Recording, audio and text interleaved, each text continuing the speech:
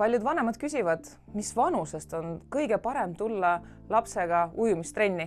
See on väga hea küsimus ja mina vastan nii, mida varem, seda parem.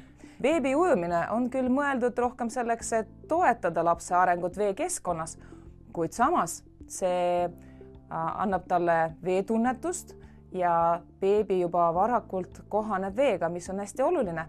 Ja kui ta kasvab ja on umbes 2-3 aastane ja ta on varasemalt käinud beebi ujumises, siis ta tegelikult tihtipeale ka õpib iseseisvat sukeldumist.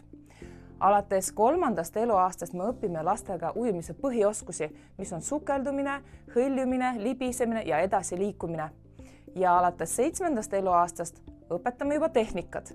Ehk siis, mida varem alustad, seda kindlamalt teekonda sa läbid ja seda suurem tõenäosus, et 7-aastaselt su laps on suuteline ujuma juba tehniliselt ilusti. Aga muidugi tasub alustada ükskõik mis vanuses. Võib-olla oled sa 65 ja veel ei oska ujuda, siis oled ikka oodatud, sest õppida pole kunagi hilja.